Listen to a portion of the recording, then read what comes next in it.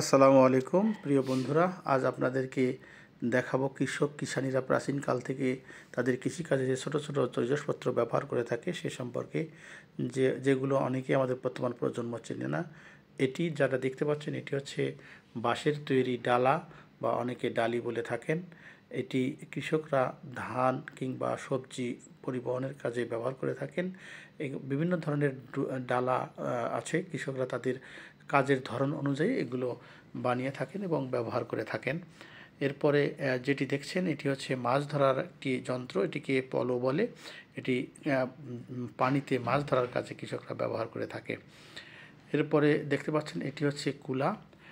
কুলাও একটি অত্যন্ত প্রয়োজনীয় এবং দরকারি একটি তৈজসপত্র, যেটা বাঁশ দিয়ে তৈরি, এবং এটি ধান চাল এগুলো পরিষ্কার করা বা উড়ানোর সময় এই কুলা ব্যবহার করে থাকে।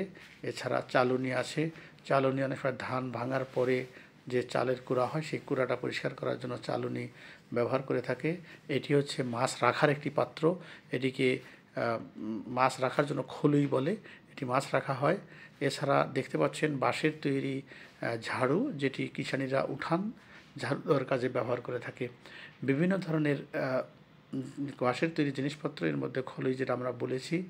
এরপরে এটি হচ্ছে পলো, যেটি মাছ ধরার কাজে ব্যবহার করে, এবং মাছ ধরার পাশাপাশি কৃষাণীরা এটিকে তাদের ছোট ছোট হাঁস মুরগির বাচ্চাকে ঢেকে রাখার কাজে ব্যবহার করে থাকে, যাতে কাক বা চিল বাচ্চা নিতে না পারে।